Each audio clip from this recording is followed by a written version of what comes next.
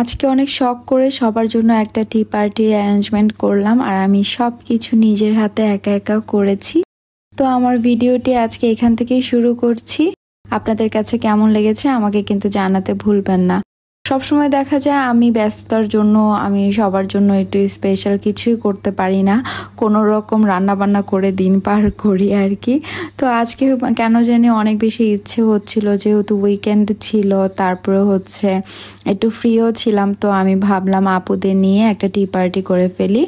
আর আপুরা মানে আমরা একই বিল্ডিংয়ে যেহেতু আমার বোনরা থাকে, তো সবাই মিলে ভাবলাম আশেপাশে যারা আছে পরিচিত সবাইকে নিয়ে একটা টি পার্টি করে ফেলি। তো টি পার্টির জন্য ফার্স্টে আমি এখানে আলুর চপ বানাচ্ছি। অলরেডি আমি বানিয়ে ফেলেছি, ডিপ ফ্রিজে রেখে দিয়েছি একটু সেট হওয়ার জন্য। আর এদিক দিয়ে আমি হচ্ছে একটা চিকেন ভেজিটেবল রোল বানাচ্ছি। এটা আমি ফার্স্ট টাইম বানাচ্ছি, আর এটা যে এত মজা হবে আমি বুঝতে পারিনি।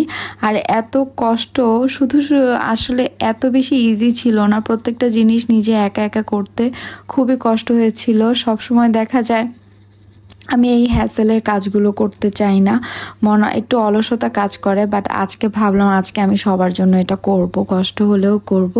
তো সেই ভাবা থেকে কাজটা করেছি।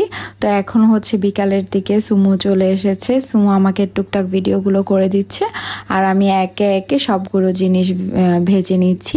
আমি আজকে করছি হচ্ছে আলুর চপ, তারপর হচ্ছে চিকেন ভেজিটেবল রোল, পাস্তা রান্না করেছি, আর হচ্ছে বাইরে থেকে আমরা বাটার বন আনিয়েছি, আর চাও করব।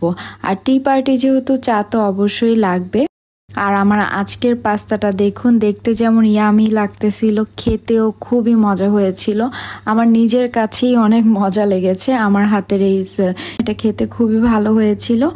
আর একদম চিজ দিয়ে আমি ভালো করে রান্না করেছি।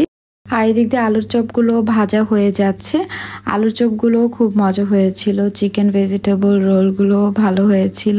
আসলে এখানে যদি আমি ভালো খারাপের কথা নিজে না বলি আপনারা কিভাবে বুঝবেন বলেন। আর আমার অনেক দিন ধরে ইচ্ছে করছিল আমার নিজের হাতে এরকম স্পেশাল নাস্তা রেডি করে আমি সবার জন্য করব আর কি, একসাথে নাস্তা করব। আমি আসলে ওইভাবে এত রান্নাবান্না একসাথে করতে পারি না, এটা আপুরা ভালো মতোই জানে।